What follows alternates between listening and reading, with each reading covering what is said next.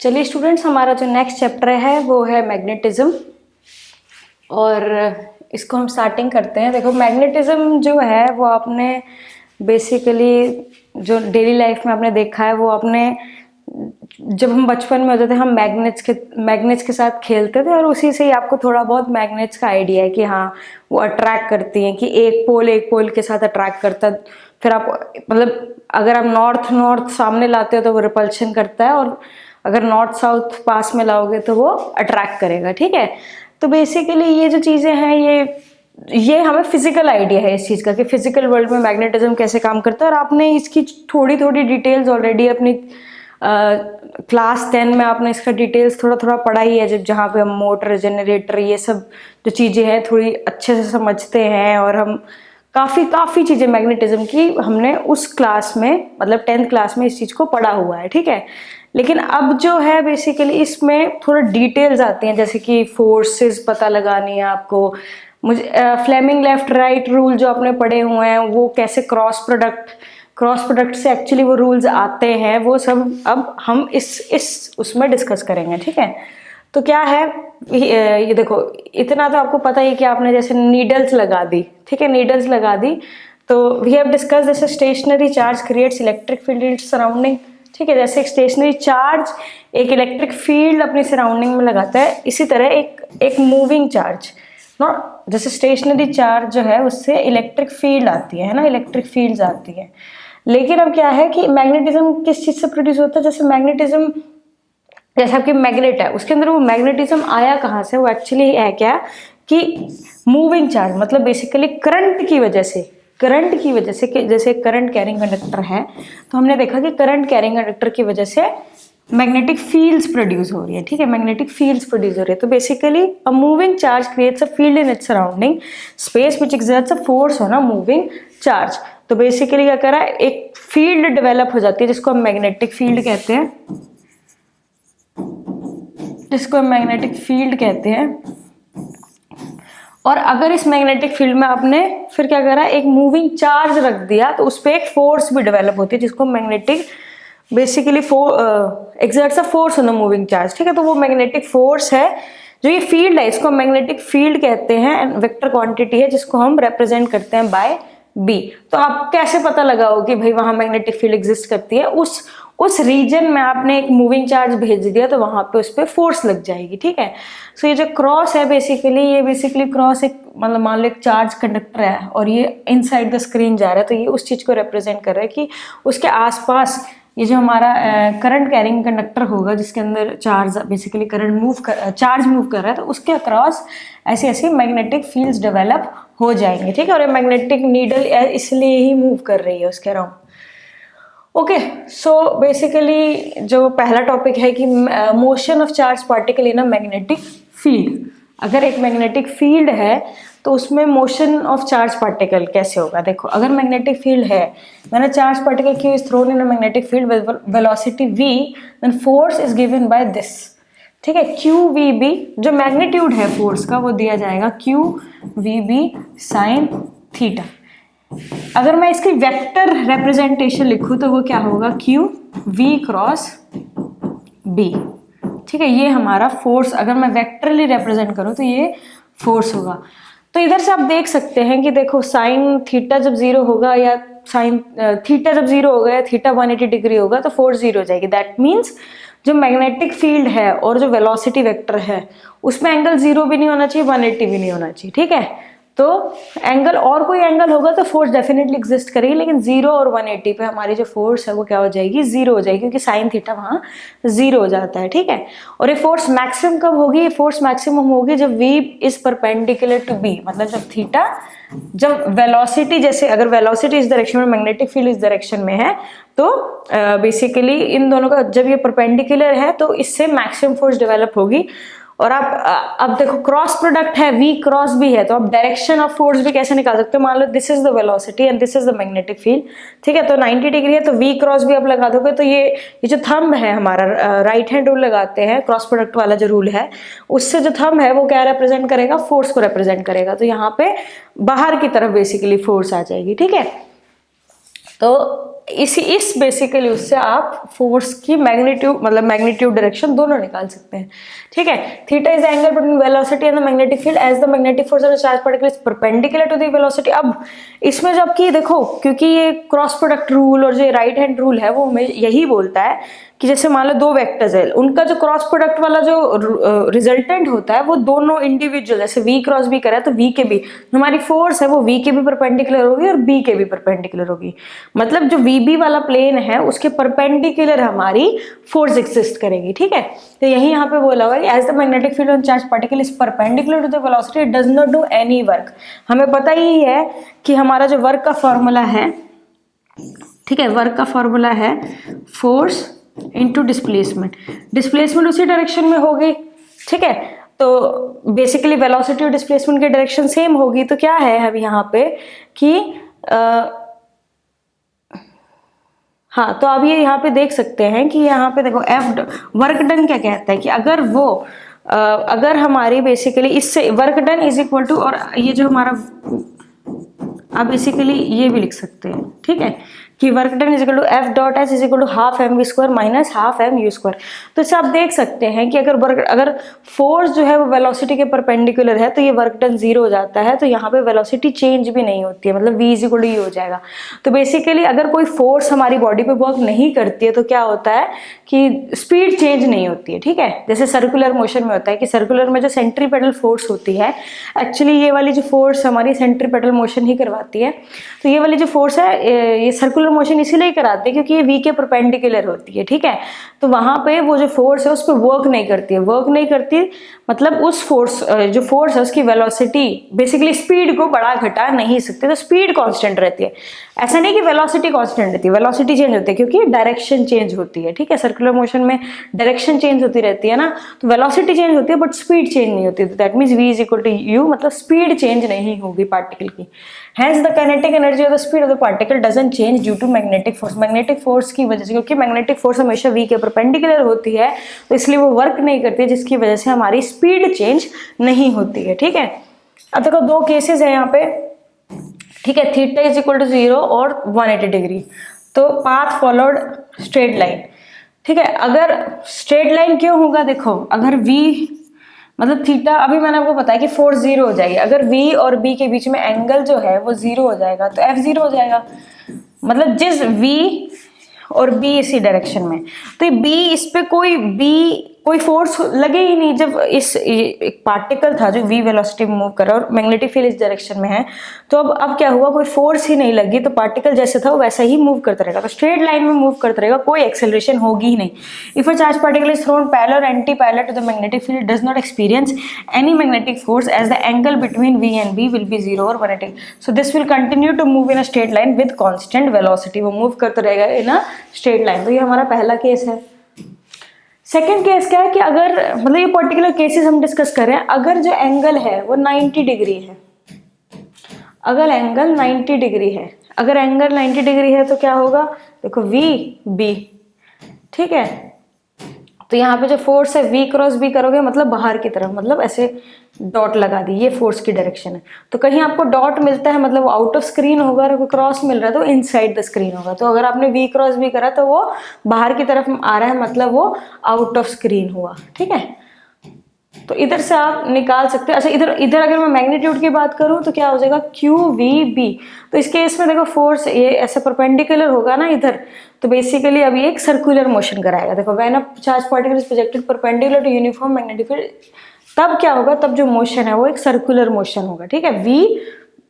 We और B के बीच में जब 90 डिग्री एंगल होता है तब जो हमारा मोशन है वो एग्जैक्टली सर्कुलर मोशन, ऐसे ऐसे मतलब फोर्स इस डायरेक्शन में है ना, तो देखो फोर्स इस डायरेक्शन में है, तो बेसिकली अब जो पार्टिकल है वो क्या होगा, मतलब फोर्स। और अब देखो, लेकिन अगर आप v और b के बीच में एंगल 90 डिग्री नहीं है, कुछ रैंडम एंगल है, कुछ थीटा एंगल है, तो उस केस में फिर हमारा हेलिकल पाथ होता है, जिसको हम आगे डिस्कस भी करेंगे, ऐसे हेलिकल पाथ में ऑब्जेक्ट मूव करता है।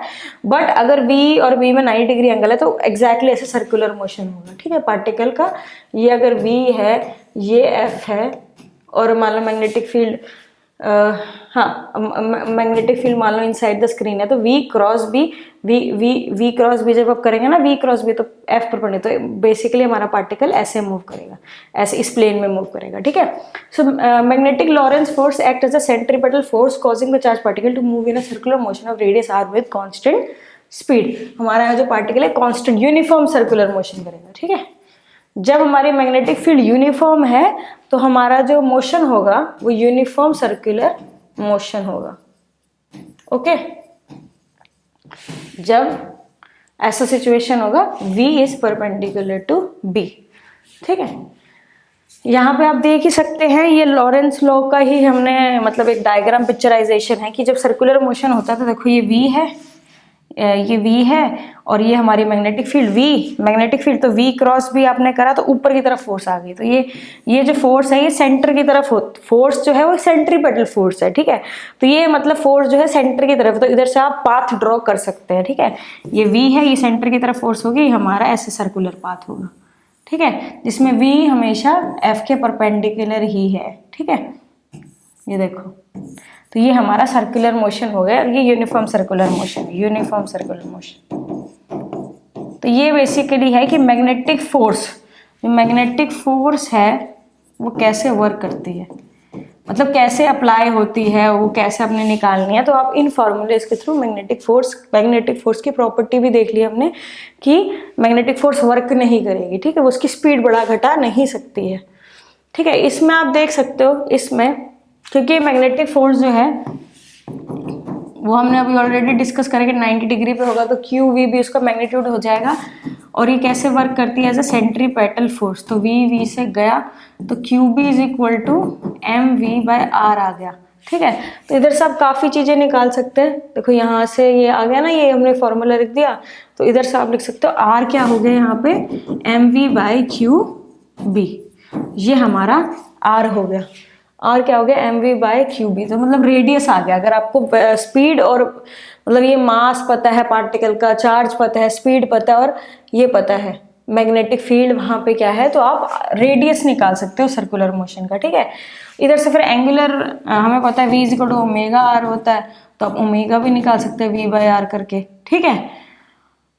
V भी आप निकाल सकते हैं, V क्या हो जाएगा, q B r divide by m, ठीक है। अगर आपको V निकालने इन टर्म्स ऑफ T निकाल सकते हैं, T देखो V बाय आर कर दिया, V बाय आर इधर से आपने देखा क्यू बी बाय एम होगा, ओमेगा निकल गया, फिर टाइम पीरियड क्या होता है 2 पाई बाय ओमेगा, तो उधर से ये निकल गया हमारा, ठीक है। ये ओमेगा निकल गया, और मतलब ओमेगा मतलब एंगुलर किस एंगुलर फ्रीक्वेंसी में मूव कर रहा है, और फ्रीक्वेंसी ऑफ रेवोल्यूशन ये हो जाएगा कि 1 सेकंड में कितने रेवोल्यूशंस होते हैं, वो हमारी फ्रीक्वेंसी हो जाएगी, ठीक है।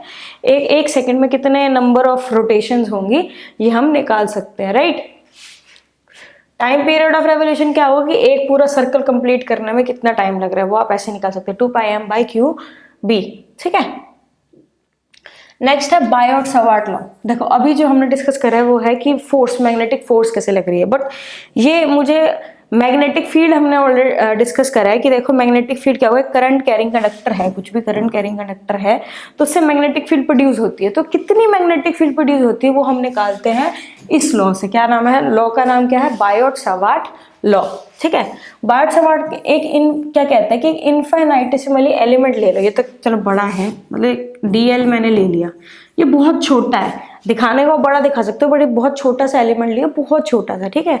उसकी वजह से एट अ डिस्टेंस आर अगर मुझे क्या निकालनी है, मैग्नेटिक फील्ड कितनी डीबी मैग्नेटिक फील्ड होगी, ठीक है, डीबी मैग्नेटिक फील्ड होगी, तो मैग्नेटिक फील्ड कितनी होगी वो बायोट सवार्ट लॉ के थ्रू निकलेगा।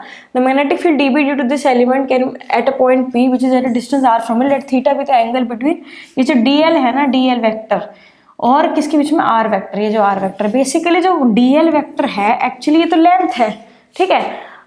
तो एक्चुअली डीएल वेक्टर की जो डायरेक्शन है वो हम कहाँ से निकालते हैं, करंट की जो डायरेक्शन है वो बेसिकली डीएल की डायरेक्शन होती है। एक्चुअली खुद से जो हमारा जो एलिमेंट है, लेंथ है, उसकी कुछ डायरेक्शन होती नहीं है, होती किसके, करंट की डायरेक्शन। लेकिन क्योंकि करंट को हम यूजुअली स्केलर क्वांटिटी लेते हैं तो यहाँ पे हम वेक्टर किसको बना देंगे, वेक्टर बना देंगे डीएल को। तो ये डीएल की जो डायरेक्शन है बेसिकली ये किसकी डायरेक्शन है, करंट किस डायरेक्शन में जा रहा है, तो करंट ऊपर की डायरेक्शन में जा रहा है तो ये डीएल वेक्टर हो गया, ठीक है।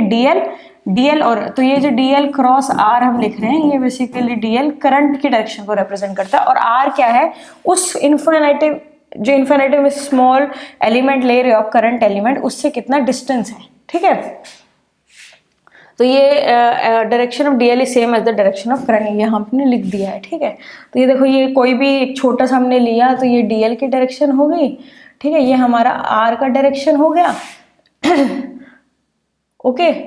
हाँ, तो डीएल की डायरेक्शन, आर का डायरेक्शन, ये बीच में एंगल हो गया। तो इधर मैग्नेटिक फील्ड क्या हो गया, देखो ये डीएल है, ये आर है। तो अगर आप क्रॉस, देखो क्रॉस डीएल क्रॉस आर करते हो, डीएल क्रॉस आर करते हो तो डायरेक्शन कहाँ आ रही है, अंदर की तरफ, मतलब इनसाइड। इसलिए हमने यहाँ पे क्रॉस बनाया कि यहाँ पे जो मैग्नेटिक फील्ड होगी क्रॉस होगी, ठीक है। तो according to Biot Savart law, the magnitude of the magnetic field is proportional to the current element, dl is inversely proportional to r square, ठीक है। Direction is perpendicular to the plane, वो जो हमने क्रॉस प्रोडक्ट का rule लगा दिया, ये हमारा फॉर्मूला हो गया, ठीक है। ठीक है, क्या है, म्यू नॉट, यहाँ पे जो प्रोपोर्शनैलिटी कांस्टेंट है वो क्या है, म्यू नॉट बाय 4 पाई, ठीक है। ये जो प्रोपोर्शनैलिटी कांस्टेंट है ये है म्यू नॉट बाय 4 पाई, ठीक है। म्यू नॉट बाय 4 पाई की जो वैल्यू होती है वो 10⁻⁻7 tesla into metre by ampere, ठीक है। ये बेसिकली हमारी म्यू नॉट बाय 4 पाई की वो हो गई वैल्यू। तो इसलिए ही म्यू नॉट को हम लिखते हैं 4 पाई इंटू 10⁻⁻7, ठीक है। Mu not by 4 pi constant proportionality है। अबव एक्सप्रेशन मीडियम वैक्यूम है इसलिए म्यू नॉट लिखते हैं, अगर वैक्यूम नहीं होगा तो फिर आप म्यू लिख दोगे, ठीक है। इस म्यू या म्यू नॉट ये बेसिकली है परमिएबिलिटी ऑफ द मीडियम, इसको बोलते हैं हम permeability of the medium, right. The proportionality constant ये हो गया म्यू नॉट को परमिएबिलिटी, यहाँ पे ऑलरेडी ये चीज लिखी है कि परमिएबिलिटी होती है, ठीक है। इस म्यू नॉट लिखेंगे तो ये परमिएबिलिटी ऑफ फ्री स्पेस होगा, और अगर वो फ्री स्पेस नहीं है, कोई मीडियम है, तो वहाँ परमिएबिलिटी ऑफ द मीडियम हो जाएगा, ठीक है। अब इसमें अब ये जो है ये वेक्टर लिख दिया हमने dB, ठीक है। यहाँ पे ये साइन थीटा जो है बेसिकली, ये साइन थीटा, इधर आप इसको यहाँ वेक्टर, ये वेक्टर नहीं आएगा यहाँ पे क्योंकि हमने जस्ट यहाँ मैग्नीट्यूड लिखा हुआ है, ठीक है। मैग्नीट्यूड लिखा है I into DL sine theta divided by R square, तो ये हमारा बेसिकली dB का मैग्नीट्यूड हो जाएगा। और वेक्टरली अगर आप वो निकालना चाहेंगे कि कितना होगा वो उसकी डायरेक्शन, तो आप वो DL क्रॉस R करके निकाल सकते हो, तो ये हमारा dB का मैग्नीट्यूड हो जाएगा, ठीक है। अब ये क्या है, ये एक वेक्टर क्वांटिटी है, जो dB है ये उसका मैग्नीट्यूड लिखा है, ये वेक्टर क्वांटिटी है। तो अगर मैंने एक बहुत बड़ा सा ऐसे रैंडमली कुछ बना दिया तो इसकी वजह से एट दिस पॉइंट अलग मैग्नेटिक फील्ड होगी, मतलब डायरेक्शन भी अलग होगी, इसकी वजह से अलग मैग्नेटिक फील्ड होगी, इस पॉइंट की वजह से, क्योंकि R भी बदल गया, ठीक है, DL की डायरेक्शन भी बदल गई। तो आप क्या करेंगे, आपको वेक्टरली ऐड करना पड़ेगा, हर एक पॉइंट पे आपको वेक्टरली चीजें ऐड करनी पड़ेगी और फिर उसका रिजल्टेंट निकालना पड़ेगा, ठीक है। तो बेसिकली ऐसा करने के लिए, क्योंकि यूजुअली हम क्या लेंगे, सिमेट्रिकल चीजें लेंगे, सिमेट्रिकल चीजें लेने से वेक्टर वाला जो चीज है वो सॉल्व हो जाता है। तो आप चीजों को सीधा ऐड कैसे करते हैं, थ्रू इंटीग्रेशन आप ऐड कर देते हैं, ठीक है। तो अभी आप देखेंगे भी सही कि हम कुछ एग्जांपल्स पढ़ेंगे कि बायट-सावर्ट लॉ से हम कैसे चीजों को, मतलब जो सिमेट्रिकल डिस्ट्रीब्यूशन होती है चार्जेस की, उससे हम कैसे मैग्नेटिक फील्ड वहां निकालते हैं। जैसे देखो, फर्स्ट है magnetic field due to a loop of current. अगर एक सर्कुलर ले लिया मैंने लूप, ठीक है, सर्कुलर लूप ले लिया, तो सर्कुलर लूप के अराउंड, क्योंकि उसमें करंट जा रहा है तो उसके अराउंड कुछ मैग्नेटिक फील्ड डेवलप हो जाती है। तो अगर देखो ये लूप ऐसे ले रखा है, ये लूप जैसे कड़ा है, आप इमेजिन करो एक कड़ा है और उसमें करंट ऐसे जा रहा है, ये आप डायरेक्शन देख सकते हैं ना, ऐसे जा रहा है, तो ऐसे जा रहा है, ठीक है, ये डायरेक्शन है करंट की। तो ये करंट की डायरेक्शन, तो उसमें मैग्नेटिक फील्ड की कैसे डायरेक्शन रहेगी, करंट, ये देखो ये वाली जो चीज़ है करंट DL की डायरेक्शन ये हो जाएगी।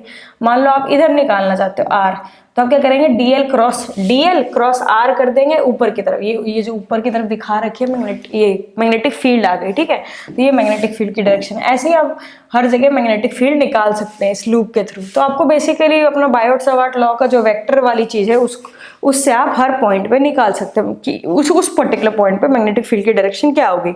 अब क्या करेंगे, अब देखो, अब हम मैग्नीट्यूड निकालते हैं using Biot Savart law at the centre of a circular loop, ठीक है। तो हमने क्या करा, consider a circular loop place in a plane carrying current in anti clockwise direction. तो एक प्लेन में हमारा बेसिकली एक सर्कुलर लूप पड़ा है, ठीक है, जिसमें I करंट है, इसको आप, ठीक है, I करंट है हमारा। अब क्या करा, आप बायोट सवार्ट लॉ लगाएंगे, ठीक है। अब आप अगर आई एंटी क्लॉकवाइज है, ठीक है, ये एंटी क्लॉकवाइज डायरेक्शन आपको पता है, दिस इज एंटी क्लॉकवाइज और दिस इज क्लॉकवाइज, तो ये एंटी क्लॉकवाइज डायरेक्शन है। अब आपने क्या करा, यहाँ पे एक डीएल छोटा सा एलिमेंट लिया, डीएल, ठीक है, ये डीएल एलिमेंट बायोट सवार्ट लगाएंगे तो ये जो हमारा स्मॉल एलिमेंट है ना, इससे हम आर वो देखते हैं कि कितनी, मतलब आर ये डायरेक्शन हो जाएगी यहाँ पे आर पे, क्योंकि जहां पे निकालना है उधर डीएल से उधर जहां पे निकालना है उधर आपने आर ड्रॉ कर दिया, ठीक है। तो अब यहाँ करेंगे डीएल क्रॉस आर करेंगे, ठीक है, डीएल क्रॉस आर करेंगे तो डायरेक्शन आ रही है बाहर की तरफ, मतलब यहाँ पे जो मैग्नेटिक फील्ड की डायरेक्शन है वो आउटसाइड ऑफ द स्क्रीन है, इसलिए मैंने ऐसे बना दिया, ठीक है, ठीक है। अब मैं कोई और पॉइंट लेती हूँ, ये डीएल लेती हूँ, ठीक है, इस डीएल पे लेती हूँ, आर की डायरेक्शन ये हो जाएगी इस डायरेक्शन में, ये डीएल की डायरेक्शन हो जाएगी, dl this is dl this is r, तो डीएल क्रॉस आर करके ये भी बाहर, मतलब दोबारा अगर मैं इस स्मॉल एलिमेंट की वजह से लेती हूँ तब भी यहाँ पे जो मैग्नेटिक फील्ड है सेंटर पे वो बाहर की तरफ आ रही है, क्योंकि हर एक, अब मैं यहाँ पे एलिमेंट लूंगी, यहाँ पे एलिमेंट लूंगी, क्योंकि इस पूरे लूप में हर जगह पे इस सेंटर पे जो डायरेक्शन है मैग्नेटिक फील्ड की वो बाहर की तरफ आ रही है, तो सिंपल मैं इसको क्या कर सकती हूँ, इंटीग्रेशन करके ऐड कर सकती हूँ नॉर्मली, ठीक है, क्योंकि डायरेक्शन सेम है तो मतलब वेक्टर वाला चीज वाला तो प्रॉब्लम सॉल्व हो गया, क्योंकि डायरेक्शन सेम है, सिंपली ऐड कर दो तो इंटीग्रेशन कर देंगे, ये डी भी होगा, ठीक है। Strength of magnetic field at the centre आप इंटीग्रेशन कर दो, हर बार एंगल 90 डिग्री और सेम डायरेक्शन में आ रहा है, ठीक है। ये I d l sine 90 divide by, ये आपने बाहर ले लिया mu not by 4 pi I sine theta divide by r square, integration r भी, क्योंकि ये सर्कुलर लूप है, आर तो सेम हो गई तो आर को भी आप बाहर ले सकते हो, ये कांस्टेंट क्वांटिटी, इंटीग्रेशन डीएल कर दिया, डीएल ये छोटे से उसका जब आप इंटीग्रेशन करते हो आपको पता है कि लेंथ एलिमेंट का एक सर्कल में आप इंटीग्रेशन करोगे तो उसका क्या आएगा, उसकी सरकमफ्रेंस, तो आपने लिख दी 2 पाई आर। जब इसको सॉल्व करेंगे, ठीक है, जब आप इसको mu not I by 4 pi r square into 2 pi are, तो यहाँ पे क्या हो जाएगा सॉल्व करके mu not I divide by 2 r at the centre 2 r, ये हमारा आ गया बी, ठीक है। अगर इस लूप के एंड राउंड ऑफ वायर है तो ये हमारा मैग्नेटिक फील्ड हो जाएगा, कि मान लो ये लूप है, ठीक है, ये लूप है, इसके सेंटर पे ऐसे बाहर की तरफ मैग्नेटिक फील्ड आ रही है, मान लो इसके एन है, इस पे एन टर्न्स हैं, तो वो हर एन टर्न क्या होगा, एड अप ही तो करेगा, तो इनटू एन टाइम्स कर देंगे तो ये हमारा मैग्नेटिक फील्ड आ जाएगा अगर एन लूप्स है। अच्छा, इसमें आप देख सकते हो कि अब डायरेक्शन याद रखोगे तो कैसे याद रख सकते हो आप, ये जो लूप है राइट हैंड रूल लगा दो, ये जो लूप है, ठीक है, यहाँ पे एंटी क्लॉकवाइज ऐसे होता है ना, एंटी क्लॉकवाइज ऐसे, तो ये हमारा जो ये रूल राइट हैंड अगर हम यूज करते हैं तो एंटी क्लॉकवाइज ये हमें मैग्नेटिक फील्ड की डायरेक्शन दे देगी बाहर की तरफ, ठीक है। इसी तरह अगर क्लॉकवाइज होता है तो क्लॉकवाइज ऐसे कर लो और अंदर की तरफ मैग्नेटिक फील्ड आएगी, ठीक है। तो ये डायरेक्शन याद रखनी है, अगर आपको याद रखनी है तो आप ये रूल से याद रख सकते हैं, ठीक है। अच्छा, relation between mu naught and E not, basically हमने जब इलेक्ट्रिसिटी वाले चैप्टर से आप देख सकते हैं, जो मतलब जो अब कूलम्स लॉ वाला जो बेसिकली डिस्कशंस हैं उधर हमने ये एप्सिलॉन नॉट करा था डिस्कस, जो क्या होता है परमिटिविटी, ये है परमिएबिलिटी, इसमें एक रिलेशन होता है, क्या कर देखो रिलेशन क्या है, ये वाली चीज म्यू नॉट बाय 4 पाई ये है, 1 बाय 4 पाई एप्सिलॉन नॉट ये है, जब आप इनको क्या करते हो डिवाइड करते हो तो ये जो चीज बन के आती है ये आती है, ठीक है, विच इज दिस, जिसको आपने लिख दिया 1 बाई, ये हमें पता है speed of light in vacuum, ठीक है। तो इधर से हमारा सी का रिलेशन आ जाता है कि सी जो होता है 1 by mu not bye epsilon not होता है। इधर से आप ये भी देख सकते हो कि हाँ बेसिकली जो एक हमारी इलेक्ट्रोमैग्नेटिक फील्ड थ्योरी है ना, जो क्या कहती है कि भाई जो हमारी एक इलेक्ट्रोमैग्नेटिक वेव है, जो लाइट है उसमें इलेक्ट्रिक फील्ड कंपोनेंट होता है, मैग्नेटिक फील्ड कंपोनेंट है, तो उससे ये बेसिकली वेरिफिकेशन है कि जब आपने 1 बाय 4 पाई एप्सिलॉन नॉट और इन दो कॉन्स्टेंट्स को बेसिकली देखा तो उससे आपका ये आ रहा है रिलेशन है बेसिकली कि yes speed of light in vacuum का रिलेशन है somehow with permeability and permittivity, जो कि इलेक्ट्रिक और मैग्नेटिक फील्ड्स का वो है। तो हमारी जो इसीलिए हमारी जो लाइट है वो इलेक्ट्रोमैग्नेटिक वेव है, तो ये यहाँ से एक रिलेशन डेवलप होता है। ओके, नेक्स्ट क्या है magnetic field due to circular, ये तो ऑलरेडी हम डिस्कस कर चुके हैं कि भाई ये बेसिकली वो है रिवीजन है कि हाँ mu not an I n लेते हैं तो इतना, तो मान लो देखो हमने पूरे का निकाला था ना, मान लो क्वेश्चन आता है कि भाई सेंटर पे निकालना है बट वो इतना सा सेक्टर है, ठीक है, इतने से उस पर, क्योंकि हमें पता है इतने से भी सब पे ऐड ही होता है, तो म्यू नॉट बाय 2r कर दो, ठीक है, ये पूरा है सर्कल का। तो अगर मुझे इतना का निकालना है तो थीटा बाई 2 पाई कर दो, ठीक है ना, क्योंकि 2 पाई एंगल एट द सेंटर अगर 2 पाई होता है तो होता है म्यू नॉट बाई 2r। तो जब एंगल एट सेंटर थीटा होता है तो थीटा बाई 2 पाई करके आप आंसर निकाल सकते हो, ठीक है। ये अच्छा, ये आपको इसका प्रॉपर वो है, लेकिन आपको ये मतलब इसको इतना इसकी डेरिवेशन है थ्रू यूजिंग ऑफ हमारा मतलब डायरेक्शन यूज करके, वेक्टर यूज करके, इंटीग्रेशन यूज करके, कि भाई एक सर्कुलर लूप है उसकी सेंटर पे क्या, ये उसकी अगर मैं एक्सिस पे बना दूं तो मैग्नेटिक फील्ड क्या होती है। लेकिन अब आप इसका आप सीधा डायरेक्ट फार्मूला याद रख लीजिए, क्योंकि ये यूज हो जाएगा। मतलब अगर कभी ऐसा क्वेश्चन आता है तो आप डायरेक्ट फार्मूला आप अप्लाई कर सकते हैं कि अगर लूप है ऐसे, ठीक है, एंटी क्लॉकवाइज डायरेक्शन में जा रहा है, तो मैग्नेटिक फील्ड अगर आपको वहां निकालनी है तो क्या हो जाएगी, म्यू नॉट एन, अगर उसके नंबर ऑफ टर्न्स है आई आर स्क्वायर डिवाइड बाई 2। ये जो आर है ये है रेडियस ऑफ लूप, और ये आर जो है ये है कि इस लूप ये डिस्टेंस, ठीक है। तो ठीक है, एट द ये पॉइंट P हो गया, R from the centre of a current eight point P which is located at the distance of R from centre of a current. अच्छा नहीं, यहाँ पे ये स्मॉल r यहाँ ये है बेसिकली, ठीक है, जिसको कई बुक्स में आपको x भी मिलेगा तो कंफ्यूज मत होना, ठीक है। ये जो डिस्टेंस है ये डिस्टेंस हो गया r, सेंटर से लेके इधर तक का डिस्टेंस जो r है, तो r कैपिटल R ये हो गया, ये आपको सब दिया होगा, ये कैपिटल R, स्मॉल r, उससे आप ये डायरेक्ट फॉर्मूला लगा के आप मैग्नेटिक फील्ड निकाल सकते हो। बट ये इतना इंपॉर्टेंट नहीं है, बेसिकली जो आपका CUT है उसके लिए आप वो जो सेंटर एक जो लूप है, ये जो लूप है, ठीक है, इसके सेंटर पे क्या होता है, करंट कैरिंग लूप है उसके सेंटर पे, वो ज़्यादा इंपॉर्टेंट है। ये जस्ट आपको पता होना चाहिए, आप ये फॉर्मूला थोड़ा याद रखने की कोशिश करिए। तो ये बेसिकली है कि एक सर्कुलर है उसकी एक्सिस पे क्या होगी मैग्नेटिक फील्ड, ठीक है, याद रख सकते हैं तो आप याद रख लीजिए, ठीक है। इफ R इज ग्रेटर, जब R बहुत ज़्यादा मतलब ये बहुत दूर चले गए हम, तो उस केस में ये हमारा फार्मूला हो जाएगा, ठीक है। इसको हमने मैनिपुलेट करके ये हमारा फार्मूला कर दिया है, ठीक है, mu not an i r square divide by 2 small r square.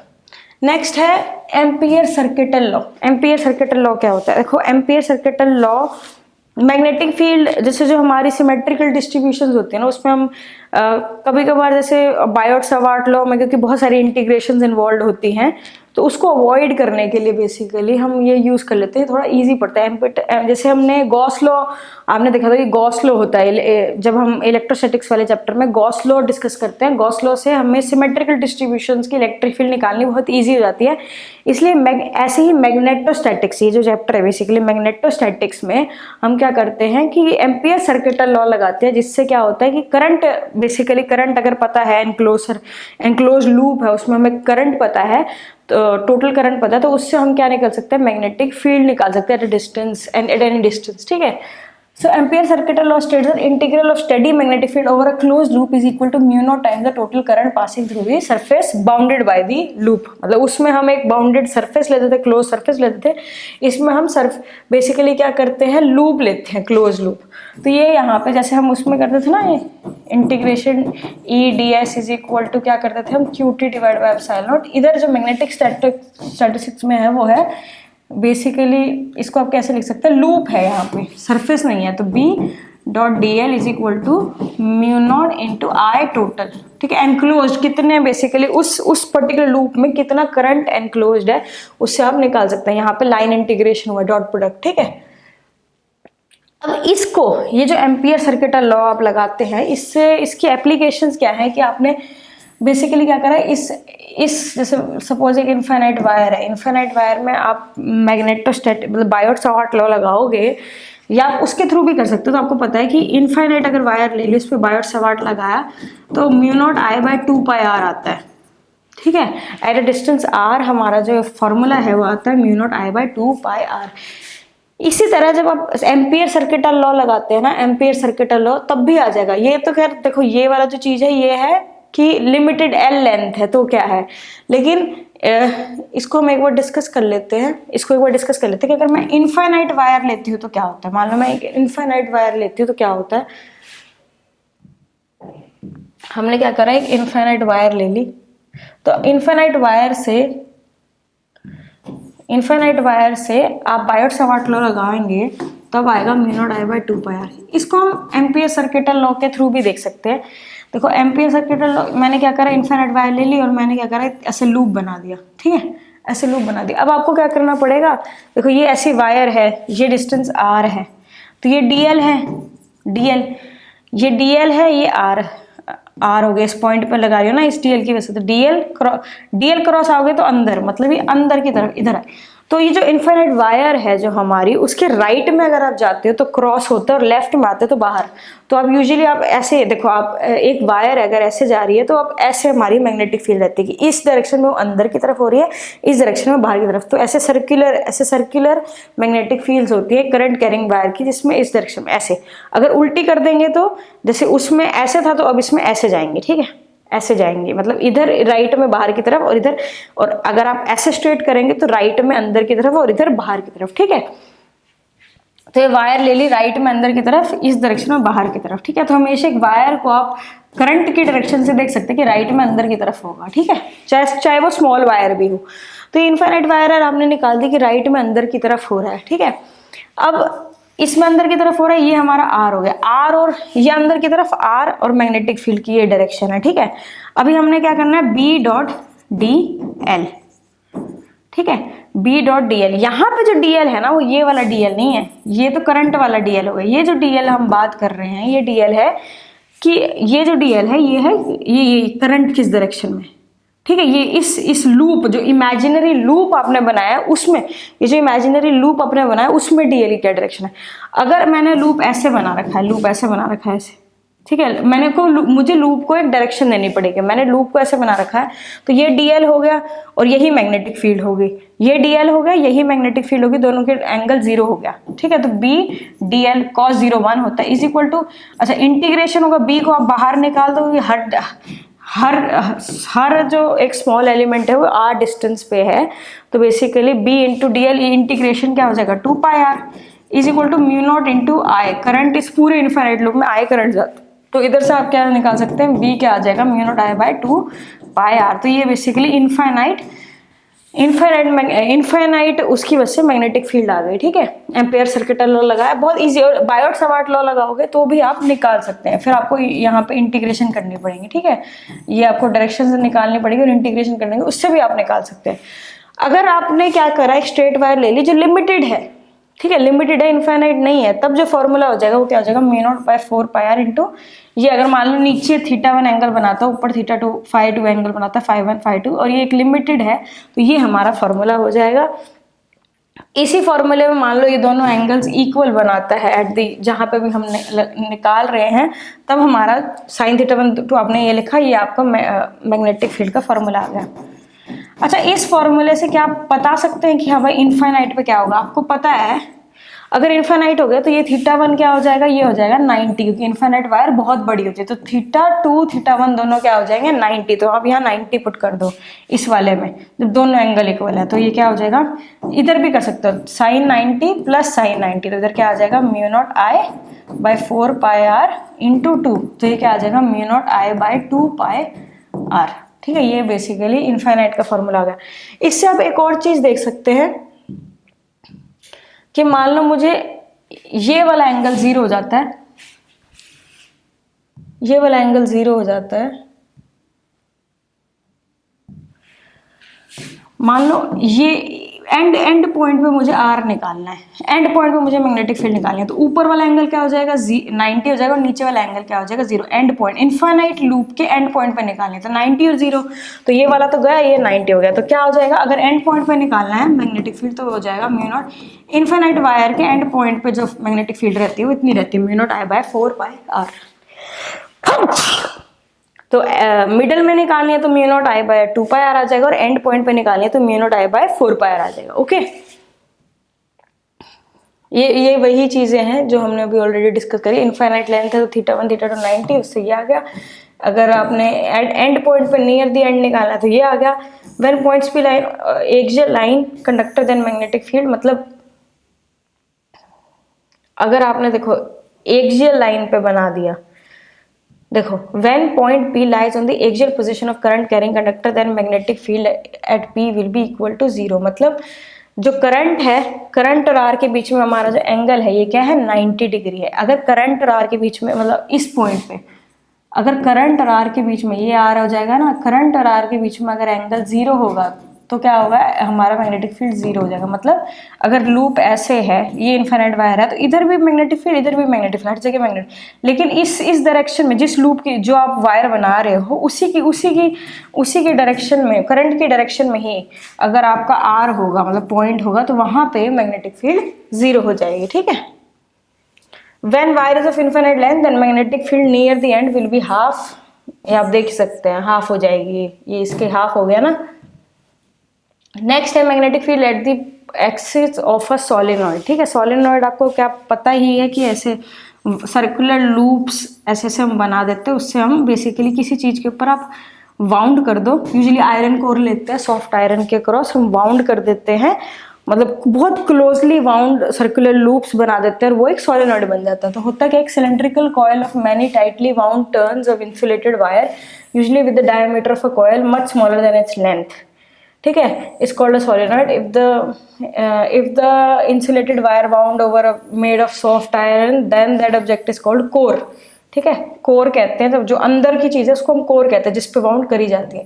If there is no object, core air होता है, सच सोलेनॉइड को हम कहते हैं एयर कोर्ड सोलिनॉइड्स। ठीक है, सिंबल ऑफ बोथ टाइप ये आपको दिखा देते हैं। ये देखो, ये बेसिकली कोर्ड सोलिनॉइड है, तो हम ऐसे दिखाते हैं कि अंदर ऐसे सिंबल सा बना देते हैं कि हाँ ये कोर्ड वाला है, और ये जो है एयर कोर्ड।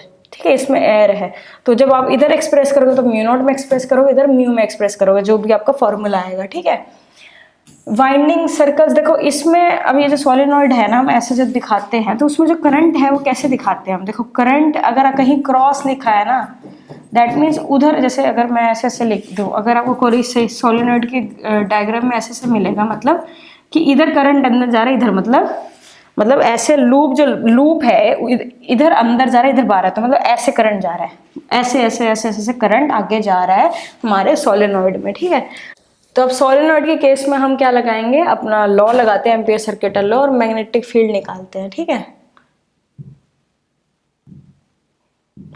आपने क्या करा, देखो इधर ऐसी है, इधर ऐसी है। ठीक है, अब मैंने एक ऐसे क्लोज लूप बना दिया, क्लोज लूप लगा दी, ये इसकी डायरेक्शन है। यहाँ पे देखो करंट ऐसे बाहर की तरफ आ रहा है, करंट ऐसे बाहर की तरफ आ रहा है, ये हमारा डीएल है। ठीक है ये डीएल है।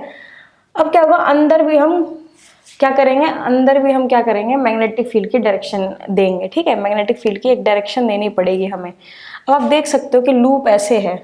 ठीक है, लूप इधर बाहर आ रहा है, इधर ऐसे, ये बाहर आ रहा है, मतलब ऐसे जा रहा है हमारा। तो करंट अगर ऐसे जा रहा है तो मैग्नेटिक फील्ड की डायरेक्शन क्या होती है, मतलब लूप है ना ये सर्कुलर लूप, तो करंट अगर ऐसे जा रहा है तो हमारी मैग्नेटिक फील्ड की डायरेक्शन ऐसे होती है, तो मतलब इधर हमारी ये मैग्नेटिक फील्ड की डायरेक्शन होगी। ठीक है, तो अगर मैं ये ए बी वाला पाथ लेती हूँ, इंटीग्रेशन बी डी एल, ठीक है, तो इधर ये जो लूप है इसमें मैंने डायरेक्शन दे रखी है, डीएल है, बी और डीएल के बीच में एंगल 0 है, तो बी इंटू लेंथ, इसको मैं लिख दूंगी एल।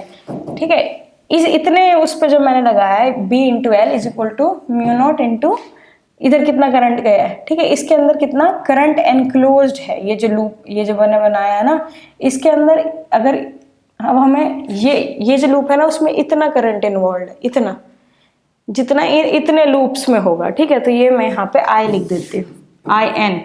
ठीक है, अब कि इतनी, ये हमें पहले नंबर ऑफ टर्न्स अगर हमें एन दिए हैं, स्मॉल एन क्या है, capital N divide by L. ठीक है, अगर total number of turns N है और टोटल लेंथ जो है हमारी सोलेनॉइड की वो एल है, तो ये हो जाएगा। ठीक है, तो ये ठीक है, n capital N divide by L हो गया, ये हो जाएगा। और इतने उसमें कितने नंबर ऑफ टर्न्स है हम निकाल सकते हैं, इसको मैं कैपिटल एल लिख देती हूँ। ठीक है, number of turns per total length, number of turns per unit length हो गया। इतनी लेंथ में कितने नंबर ऑफ टर्न्स होंगे, इतनी लेंथ में कितने नंबर ऑफ टर्न्स हो जाएंगे हमारे, एन इंटू एल। ठीक है, तो n by L into small L, ये हमारे नंबर ऑफ टर्न्स हो जाएंगे इतने उसमें। तो उधर से आप आई एन निकाल सकते हैं। ठीक है, देखो अभी इसको देखो, आप यहाँ पे देख भी सकते हैं कि अगर मैंने desire to calculate the magnetic field, इधर आप ये देख सकते हैं कि इधर आपने ये ले लिया, इधर तो मैग्नेटिक फील्ड 0 है ही।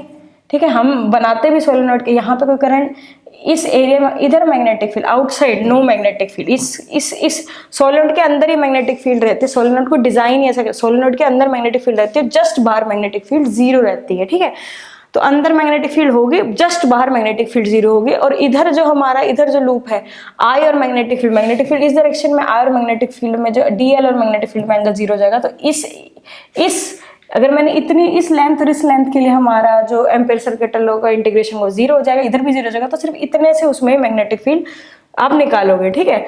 सो ये आपने बना दिया, ये देखो यहाँ पे सिर्फ इतना ही वो होगा जिसकी वजह से मैग्नेटिक फील्ड होगी, बी डी एल लगा दिया, बाकी और के लिए ये सब जीरो है, ठीक है। इतने उसमें ए बी के अंदर ही है, बी इंटू एल हो जाएगा, ठीक है, राइट। बी इंटू एल हो जाएगा, आपने बी इंटू एल लिखा।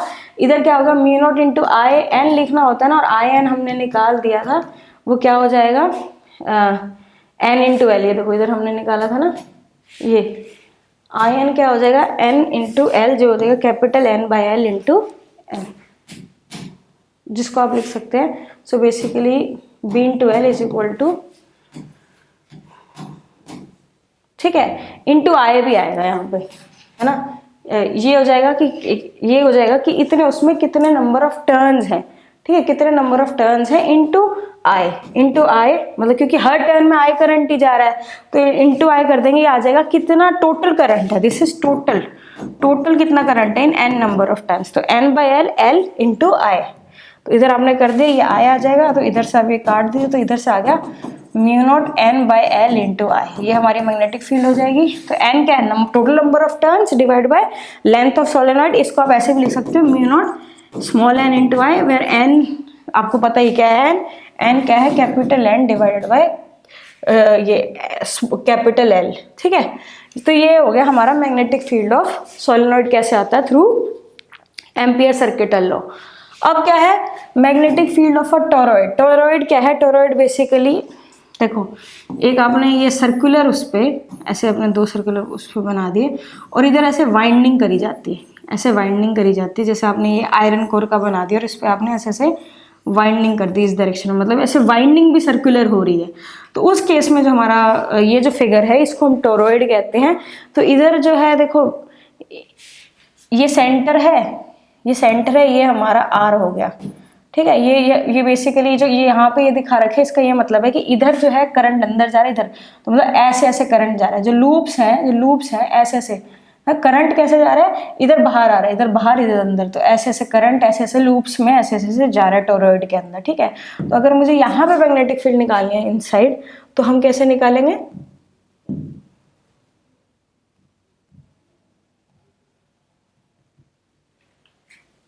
इस केस में कैसे निकालेंगे आप,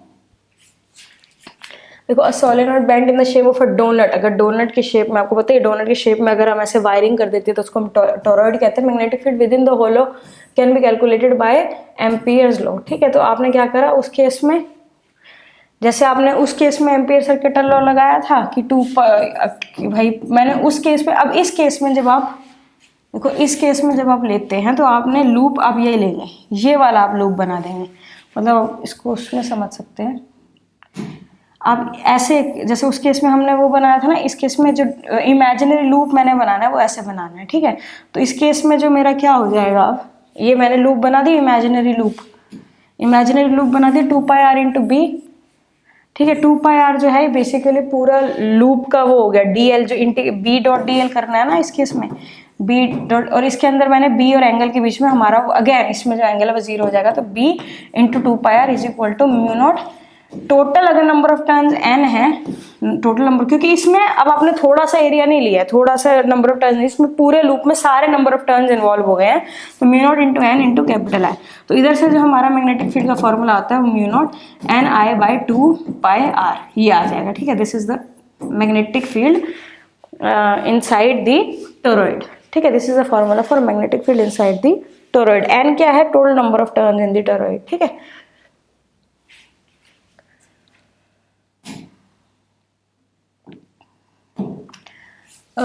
ये हमारा आ गया। अच्छा, इस केस में आप ये टोरॉइड में देख ही सकते हैं, ठीक है। ये ना एक्चुअली टोरॉइड का अगर ये आर आई है और ये कैपिटल मतलब आउटर इनर रेडियस और आउटर रेडियस है, तो इन दो के बीच में ही हमारी मैग्नेटिक फील्ड एग्जिस्ट करती है। इसके बाहर दोनों, इसके अंदर इसके बाहर दोनों एग्जिस्ट नहीं करेगी। तो ये वही चीज़ दिखा रखी है कि भाई एक इधर एग्जिस्ट करेगी और इधर एग्जिस्ट करेगी, उसके बाहर हमारी मैग्नेटिक फील्ड कुछ एग्जिस्ट नहीं करती है, ठीक है। तो आप ये देख सकते हैं कि ये जो है ना, ये अगर मैं इसको अगर मैं वो ले लूँ तो ठीक है, अगर मैं ये पॉइंट ले लूँ तो इतने से इतने के बीच में ही बेसिकली इन दोनों के बीच में ही हमें मैग्नेटिक फील्ड मिलेगी, उसके बाहर हमें मैग्नेटिक फील्ड नहीं मिलेगी। टोरॉइड के अंदर स्ट्रॉन्ग मैग्नेटिक फील्ड होगी, इधर और इधर कोई मैग्नेटिक फील्ड नहीं है। ये चीज उसी को रिप्रेजेंट करती है, ठीक है। We can find the field is not constant inside but a function of radial distance. Radial distance है तो ऑफकोर्स कितने डिस्टेंस पे है, मतलब इतने, ये जो आपने डिस्टेंस लिया है ना, b is equal to μ0I/2πr, ठीक है। तो ये बेसिकली वेरी भी करती है, मतलब ये जैसे हमारे सोलेनॉइड के अंदर आया था μ/I, तो उसके अंदर मैग्नेटिक फील्ड कांस्टेंट थी, बट टोरॉइड का ये केस नहीं है। तो field at the centre of the toroid is given by this, ये हमने सेंटर लिया था यहाँ से, है ना, ये लिया था ना μ0n/2πr, ये था बेसिकली सेंटर पे आपने ये r डिस्टेंस ले लिया था, ठीक है। r क्या है, मीन रेडियस ऑफ टोरॉइड, जिसको हम लिख सकते हैं inner plus outer divide by 2। ये है इनसाइड रेडियस है, outside. It can be shown that field outside the toroid is zero, the magnetic field variation, ये आप देख ही सकते हैं कि आउटसाइड इसके जीरो रहता है, इनसाइड भी जीरो रहता है। इन दोनों के बीच में ही जो एरिया है, ये जो हमारा टोरॉइड है ना, बेसिकली टोरॉइड का ये सेक्शन दिखाना चाहता है कि जो टोरॉइड है ना, ऐसे टोरॉइड है ना, तो उसके अंदर का ये जो इतने एरिया में ही, इतना ये जो है, इतने में ही हमारी मैग्नेटिक फील्ड एग्जिस्ट करेगी, ठीक है।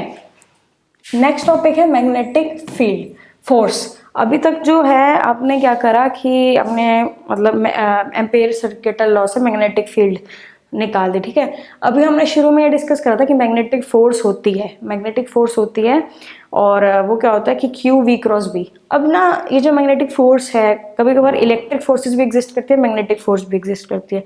तो उस केस में हम लॉरेंस फोर्स एक डिफाइन करते हैं, लॉरेंस फोर्स, जहाँ मैग्नेटिक, जैसे मान लो एक्चुअली हम इसका क्या करेंगे, मैग्नेटिक फील्ड्स, हाँ, मैग्नेटिक जो फोर्स है on a moving charge particle, ठीक है। मूविंग चार्ज पार्टिकल मतलब एक जगह मान लो मैग्नेटिक फील्ड एग्जिस्ट करती है, ठीक है, हमें पता है कि मैग्नेटिक फील्ड एग्जिस्ट करती है। अगर उसमें मूविंग, ये हमने ऑलरेडी डिस्कस करा है कि मैग्नेटिक फील्ड एग्जिस्ट करती है, तो अगर वहाँ मूविंग चार्ज है तो क्या होगा, मैग्नेटिक फोर्स आ जाएगी, ठीक है। तो मैग्नेटिक फोर्स होगी, ठीक है। अब हमारा चार्ज पार्टिकल मूव कर रहा है, तो जब वो मूव कर रहा है तो डेफिनेटली कुछ इलेक्ट्रिक फील्ड है वहाँ पे जो उसको मूव करा रही है, तो वहाँ पे मैग्नेटिक फील्ड भी एग्जिस्ट करती है। तो क्या है कि इन दो सिचुएशन में क्या होता है कि मतलब मोस्टली ऐसा हो कि अब वो मूव कर रहा है तो मैग्नेटिक फील्ड भी एग्जिस्ट कर रही है और इलेक्ट्रिक फील्ड भी एग्जिस्ट कर रही है। तो उस केस में आपको लॉरेंस फोर्स लगानी पड़ेगी। दोनों ये जो मैग्नेटिक फोर्स और मैग्नेटिक फील्ड होंगी, सॉरी, मैग्नेटिक फोर्स और इलेक्ट्रिक फोर्स जो होगी उसको वेक्टरली ऐड करके आपको फोर्स निकालनी पड़ेगी ऑन द चार्ज पार्टिकल। तो इस फोर्स को हम कहते हैं Lawrence force. This force was given by A Lawrence. In Lawrence ने इस फोर्स का वो दिया था, तो इसको हम लॉरेंस फोर्स कहते हैं, ठीक है। आप इनको ऐड कर दो। So observe that when charges at rest experience almost no force. However, if the charge q is given a velocity v in the direction of current is deflected towards the wire, hence we conclude that magnetic field exerts a force on a moving charge particle. The combination of electric and magnetic force is called as Lorentz force. ठीक है। अब क्या है, अब इसका classic देखो, usually अब वहां पे वेक्टरली ऐड करके निकाल सकते हो। अब ये जो इसका थोड़ा और जो हमने ऑलरेडी डिस्कस करा है, इसका थोड़ा और डिस्कशन करेंगे। अगर सिर्फ और सिर्फ ये जो डिस्कशन है अब है कि charge particle in uniform magnetic field कैसे करता है, ठीक है। वो एक टॉपिक हमारा जो अभी हमने टॉपिक डिस्कस करा है, उसका जो बेसिकली इलेक्ट्रिक फील्ड और मैग्नेटिक फील्ड जहां आप देखोगे, वैसे इसका जो बेसिक अगर आपको यूज देखना है तो एक वेलोसिटी सिलेक्टर होता है। उसमें क्या होता है कि आपने इलेक्ट्रिक फील्ड लगा दी, मैग्नेटिक फील्ड लगा दी, ठीक है। इलेक्ट्रिक फील्ड और मैग्नेटिक फील्ड एक दूसरे के बिल्कुल परपेंडिकुलर लगाएंगे, तो उससे क्या होगा, एक सिचुएशन आएगी जहां वेलोसिटी ऐसे, मतलब पार्टिकल की वेलोसिटी चेंज नहीं होगी, जिसको हम वेलोसिटी सेक्टर में E/B लिखते हैं, ठीक है। कि भाई ऐसी क्या कंडीशन है कि इलेक्ट्रिक फील्ड, अगर ये कंडीशन निकालने की इलेक्ट्रिक फील्ड और मैग्नेटिक फील्ड एक दूसरे को कैंसिल, इलेक्ट्रिक फोर्स और मैग्नेटिक फोर्स एक दूसरे को कैंसिल आउट कर दे, तो हमारा जो पार्टिकल है वो अनडिफ्लेक्टेड मूव करता है, ठीक है। तो इस टॉपिक से ये काफी इंपॉर्टेंट है कि हाँ, अगर इलेक्ट्रिक फोर्स और मैग्नेटिक फोर्स को एक दूसरे को कैंसिल करना पड़ेगा तो ये सिचुएशन रहती है, V = E/B, और E और B दोनों एक दूसरे के परपेंडिकुलर होते हैं, ठीक है। E और B दोनों एक दूसरे के परपेंडिकुलर होते हैं यहाँ पे, ओके, राइट। तो ये आपने ये वेलोसिटी सिलेक्टर वाली सिचुएशन, ये आप याद रख लीजिए कि भाई जहाँ पे इलेक्ट्रिक फोर्स और मैग्नेटिक फोर्स एक दूसरे को कैंसिल आउट करेंगे, राइट।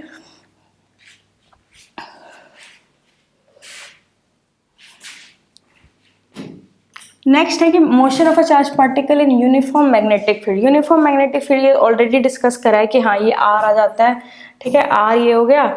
इधर से ये जनरली आपने कुछ फॉर्मूलेज निकाल दिए, मोमेंटम की फॉर्म में निकालना है तो आप ऐसे लिख सकते हैं, mv को आपने p लिख दिया, आपको पता ही है कि ke क्या होता है, हाफ p²/2m, तो इससे आपने काइनेटिक एनर्जी के टर्म्स में लिख दिया। काइनेटिक एनर्जी को आप qv लिख सकते हैं। qv मतलब अगर मान लो इतने एक्सेलरेटिंग, मतलब ये जो अगर मैंने चार्ज पार्टिकल को v पोटेंशियल से एक्सेलरेट करा है तो qv आप उसको लिख के, ये बेसिकली यहाँ पे है कि एक्सेलरेटिंग पोटेंशियल डिफरेंस लगा है, तो उस केस में r क्या होगा। तो मतलब क्या है कि मान लो हम पार्टिकल को एक्सेलरेट कर दे थ्रू अ पोटेंशियल डिफरेंस और उसके बाद वो पार्टिकल एक मैग्नेटिक फील्ड में जा रहा है और मैग्नेटिक फील्ड में वो सर्कुलर मोशन कर रहा है, तो उसका रेडियस क्या होगा, ये बेसिकली उसकी डिस्कशन है, ठीक है। पीरियड ऑफ रेवोल्यूशन ऐसी ये हमने ऑलरेडी डिस्कस कर लिए हैं। अगर पार्टिकल जो है अगर वो ऐसे v और मान लो ये क्रॉस है, ठीक है, v क्रॉस, इनके बीच में एंगल 90, हमें पता है कि अच्छा सर्कुलर मोशन होगा। लेकिन मान लो पार्टिकल ऐसे जा रहा है, हमारे मान लो मैग्नेटिक फील्ड लगा दी मैंने, मैग्नेटिक फील्ड और हमारा जो पार्टिकल है v, इसके बीच में एंगल 90 नहीं है, इसके बीच में एंगल क्या है, थीटा है। जब थीटा उसमें एंगल है तब क्या होगा, तब इसके दो कंपोनेंट हो जाएंगे, एक v साइन थीटा, एक v कॉस थीटा, ठीक है। तो अब क्या होगा, v साइन थीटा, अगर मैं v साइन थीटा और v क्रॉस b करूं तो अंदर की तरफ मेरी क्या आ रही है, v क्रॉस b करूंगी, मैग्नेटिक फोर्स अंदर की तरफ आ रही है, अंदर की तरफ आ रही है। तो मतलब पार्टिकल ऐसे जाएगा, पार्टिकल मतलब ऐसे मोशन करेगा, पार्टिकल ऐसे सर्कुलर मोशन करने की कोशिश करेगा। लेकिन अब यहाँ पे v cos थीटा भी है, मतलब v cos थीटा कुछ वेलोसिटी है जो पार्टिकल को आगे लेके जाएगी। तो पार्टिकल क्या करेगा, सर्कुलर मोशन करते करते आगे जाएगा, आगे जाएगा, ऐसे ऐसे पार्टिकल हेलिकल पाथ में मूव करेगा और आगे जाएगा, ठीक है। तो बेसिकली v साइन थीटा वाला कंपोनेंट उसका सर्कुलर मोशन करवा रहा है, v cos थीटा वाला कंपोनेंट उसको आगे लेके जा रहा है। तो जो हमने सारे फॉर्मूले पुट ये ऊपर निकाले हैं उसमें v की जगह आपको v साइन थीटा डाल देना, और साइन थीटा क्या है, थीटा क्या है, b और v के बीच में एंगल, ठीक है। तो ये हमारा r हो गया। आपने सारे उसमें ये जैसे ये वाला जहाँ पे भी इसमें कोई v का फंक्शन है नहीं तो इसमें कुछ चेंज नहीं होगा, बट यहाँ पे और जगह चेंज हो जाएगा, जैसे r में चेंज हो गया। अब अगर आपको ये निकालना है कि एक पूरे सर्कुलर मोशन जब वो करता है तो उसमें कितना वो आगे पहुंचता है, उसको हम बोलते हैं पिच। तो वो क्या हो जाएगा, v cos theta into T क्या है, टोटल जब एक रेवोल्यूशन कितने टाइम में होता है तो वो आपको पता ही है, 2πm/q भी आपने मल्टीप्लाई कर दिया, ये हो जाएगा पिच का फॉर्मूला, ठीक है। कि हेलिकल पाथ में, जब पार्टिकल हेलिकल पाथ में मूव करता है तो उसकी पिच कितनी होती है। नेक्स्ट क्या है कि अगर डायरेक्शन ऑफ v परपेंडिकुलर मतलब parallel anti parallel, already discuss कर चुके हैं, फोर्स 0 हो जाती है। और अगर 90 ये, ठीक है, the velocity of the charge particle is not perpendicular to field will break the velocity in parallel, जो हमने ऑलरेडी डिस्कस कर लिया है, ठीक है, ये हम ऑलरेडी डिस्कस कर चुके हैं। नेक्स्ट है साइक्लोट्रॉन। साइक्लोट्रॉन में क्या होता है, साइक्लोट्रॉन एक्चुअली यही डिवाइस है कि उधर साइक्लोट्रॉन में आप इलेक्ट्रिक और मैग्नेटिक फील्ड्स लगाते हैं, ठीक है। तो क्या करते हैं, आप पार्टिकल को एक्सेलरेट करते हैं, पार्टिकल को आपने एक्सेलरेट करा, इलेक्ट्रिक फील्ड क्या करेगा पार्टिकल की, जैसे मैंने पार्टिकल, आप देख सकते हैं कि v मतलब जो हमारी वेलोसिटी है ना r, उसका ये रिलेशन है कि वेलोसिटी बढ़ा दोगे पार्टिकल की तो r भी बढ़ जाएगा। पार्टिकल अगर वो मूव कर रहा है, मैग्नेटिक फोर्स अगर आपने लगा रखी है और वो मूव कर रहा है, तो अगर आपने वेलोसिटी बढ़ा दी पार्टिकल की, r भी बढ़ जाएगा। और r भी बढ़ जाएगा मतलब आपने पार्टिकल को आपने कुछ वेलोसिटी दे रखी है, वो सर्कुलर मोशन कर रहा है मैग्नेटिक फील्ड में। अब क्या करा आपने, जब वो सर्कुलर मोशन कर रहा है उसमें आपने थोड़ी उसकी वेलोसिटी बढ़ा दी, वेलोसिटी बढ़ाने से उसका सर्कुलर r बढ़ जाएगा, मतलब वो और एक बड़े रेडियस में जाएगा। फिर आपने वेलोसिटी बढ़ाई, फिर वो एक बड़े रेडियस में जाएगा, और एक टाइम करते करते उसकी वेलोसिटी बढ़ती रहेगी और वो एक बड़े रेडियस, मान लो आपने जैसे इतना सा वो बना दिया, ठीक है, और आपने इधर से शुरू करा था, तो उसने क्या करा, इधर से ऐसे ऐसे मूव करना शुरू करा, ऐसे मूव करा, उसका रेडियस बढ़ता गया और इधर वो आपने उसको बाहर ले लिया। तो जब वो बाहर आएगा तो वो एक्सेलरेट करके बाहर आया है। तो पार्टिकल क्या है, ये बेसिकली साइक्लोट्रॉन एक्सेलरेट ही करता है पार्टिकल को, ठीक है। तो सर्कुलर मोशन कर करके पार्टिकल बेसिकली एक्सेलरेट करके ज़्यादा स्पीड में हमारा बाहर निकलेगा। It is a device used to accelerate positively charge particles, लेते हैं हम यूजुअली, ठीक है। पॉजिटिवली इलेक्ट्रॉन यूज करने का, ना यूज करने का एक रीजन होता है, ठीक है। तो इधर जो है अभी अब हम डिटेल्स में नहीं घुसेंगे, इसमें आप ये याद रखिए कि पॉजिटिव चार्ज पार्टिकल्स को यूजुअली हम एक्सेलरेट करते हैं, ठीक है। हमारा प्रोटॉन लेते हैं, deuteron, alpha particles and other heavy, ठीक है। इलेक्ट्रॉन का एक्चुअली मास बहुत कम होता है, इसलिए वहाँ एक प्रॉब्लम एग्जिस्ट कर जाती है। तो इसलिए अब यहाँ पे हम इस केस में जब साइक्लोट्रॉन यूज करते हैं तो उस केस में हम प्रोटॉन, ड्यूट्रॉन, अल्फा पार्टिकल्स ही लेते हैं, ठीक है। ये हैवी पार्टिकल्स लेते हैं जिनकी एनर्जी 100 मेगावोल्ट से ज़्यादा होती है। फ्रीक्वेंसी आपको पता है साइक्लोट्रॉन की फ्रीक्वेंसी क्या होती है, मैक्सिमम एनर्जी गेन्ड ये है, ठीक है। फ्रीक्वेंसी मैक्सिमम एनर्जी गेन्ड ये हो गया, ओके। आर क्या है, maximum radius of the circular path followed by the positive ion, maximum energy obtained by the particle is in the form of kinetic energy, क्योंकि उसकी स्पीड बढ़ जाती है, ठीक है। तो करते क्या है, हम एक बेसिकली साइक्लोट्रॉन में एक रीजन है, साइक्लोट्रॉन में एक रीजन बना देते हो आप, ठीक है, जिस रीजन में इलेक्ट्रिक फील्ड एग्जिस्ट करती है।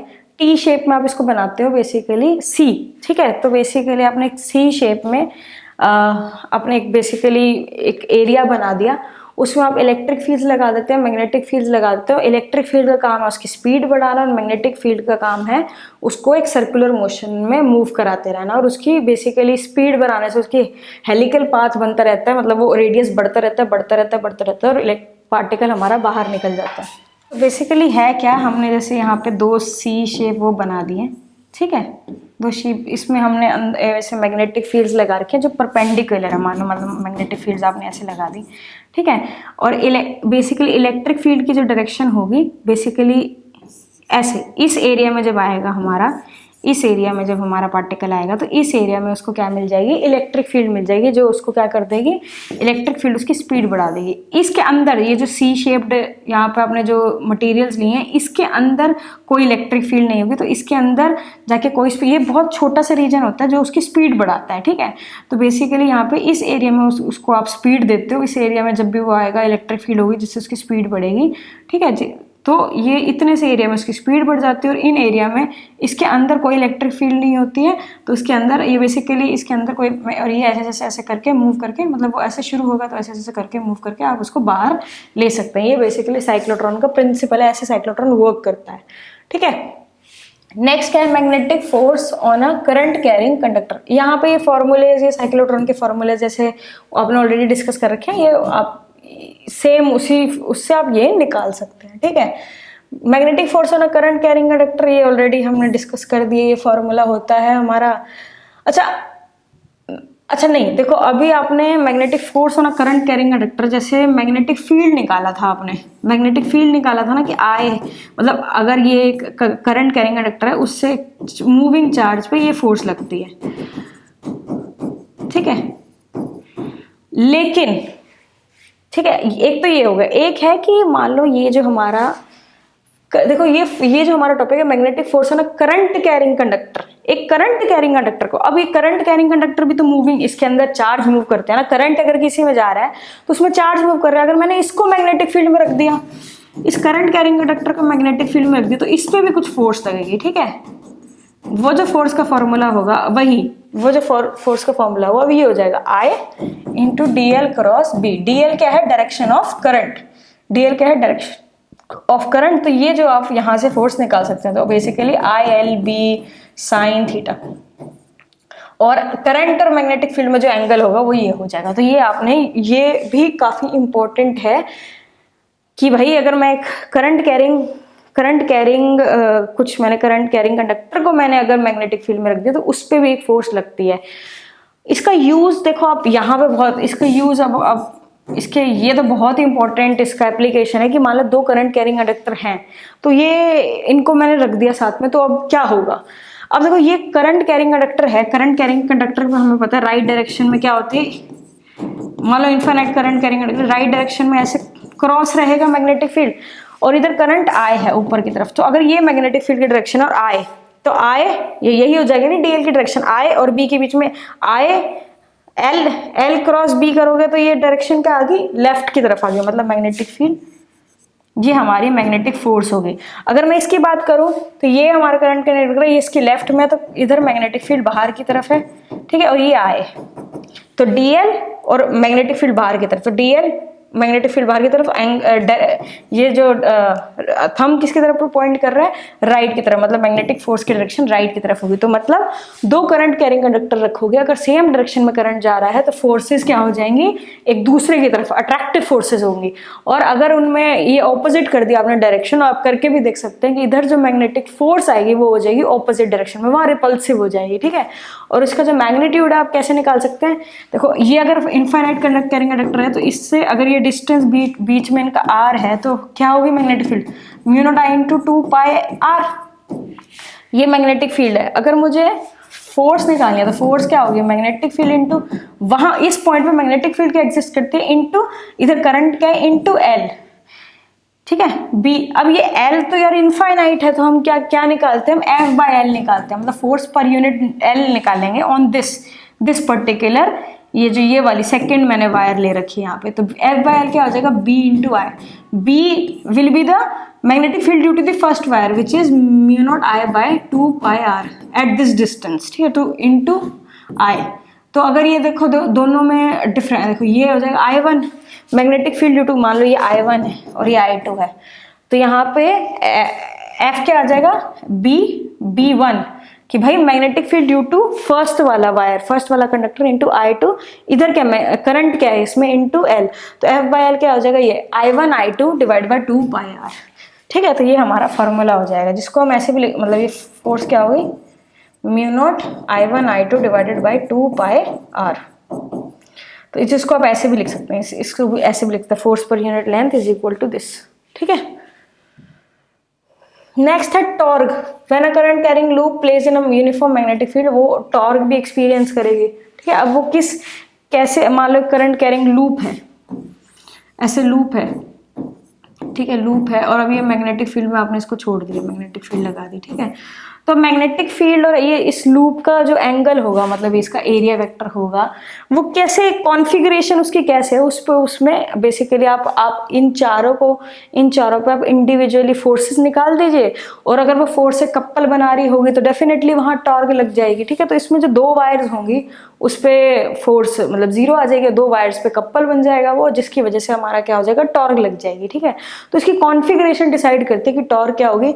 तो जो हमारा आप ये करेंगे तो इसका जो हमारा फॉर्मूला होता है वो होता है NIAB साइन थीटा। एन क्या है, total number of turns in the loop, i क्या हो जाएगा, current in the loop, a क्या है, एरिया ऑफ द लूप, ये टोटल एरिया, बी क्या है वहां मैग्नेटिक फील्ड क्या, और साइन थीटा, ठीक है।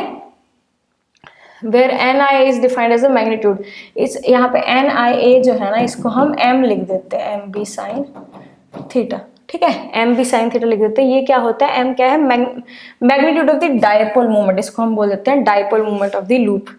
इस केस में ये जो M है ना, ये क्या होगा, एरिया वेक्टर, ये जो एरिया वेक्टर होगा ना, एरिया वेक्टर M बेसिकली जो मैग्नेटिक मूवमेंट होती है उसकी डायरेक्शन होती है वो एरिया वेक्टर की, जो जिसमें करंट जा रहा है, ये करंट ऐसे जा रहा है मान लो, तो ये एरिया वेक्टर हो जाएगा। तो बेसिकली यहाँ पे जो थीटा है ना हमारा, this is the angle between area vector और मैग्नेटिक फील्ड का एंगल है, एरिया वेक्टर और मैग्नेटिक फील्ड का एंगल होगा, ठीक है। एरिया वेक्टर निकालो और मैग्नेटिक फील्ड उनके बीच में, अगर एरिया वेक्टर और मैग्नेटिक फील्ड, मान लो लूप ऐसे है, एरिया वेक्टर ऐसे और मैग्नेटिक फील्ड भी ऐसे है, तो साइन थीटा 0 हो जाएगा, तो उस टाइम कोई टॉर्क नहीं लगेगी। अगर ऐसे लूप है, अगर आपने टेढ़ा कर दिया, इनके बीच में एंगल आ गया, तो अब इस पे क्या हो जाएगा, टॉर्क लगनी शुरू हो जाएगी, ठीक है।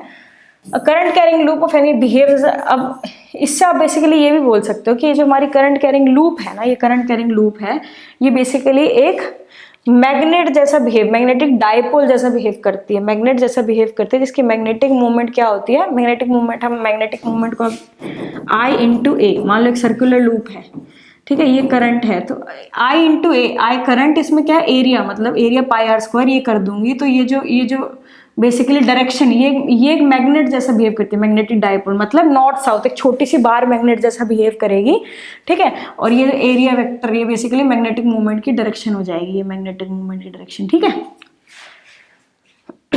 और जैसे हमारा आप उसमें देखते हैं इलेक्ट्रिक उसमें कि नेगेटिव से पॉजिटिव हमारी होती है डायपोल मूवमेंट की, इसमें हो जाती है साउथ टू नॉर्थ, ठीक है। तो जो पॉजिटिव साइन है वो कैसे वर्क करता है, एज अ मैग्नेटिक नॉर्थ, और नेगेटिव जो इलेक्ट्रिक डाइपोल में जो हमारा नेगेटिव होता है वो एक साउथ पोल की तरह काम करता है। ठीक है। तो अब ऐसे अगर आपको डाइपोल मूवमेंट से आप बेसिकली क्या नहीं कर सकते कि डाइपोल मूवमेंट जैसे अगर ऐसे मूव करा और इस डायरेक्शन में डाइपोल मूवमेंट है तो ये वाली जो ऐसे ये एक ऐसे बार मैग्नेट जैसे काम करेगा, इधर हमारा नॉर्थ एग्जिस्ट करेगा और इधर हमारा साउथ एग्जिस्ट करेगा। ठीक है। एन है अगर नंबर ऑफ टर्न्स एन है तो आप एन आई लिख देंगे। Magnetic movement of current carrying conductor एक वेक्टर क्वांटिटी थी, direction is given bye right hand rule. इधर से राइट हैंड रूल से आप डायरेक्शन निकाल सकते हैं, एरिया वेक्टर की जो डायरेक्शन होगी उससे आप निकाल सकते हैं। ठीक है।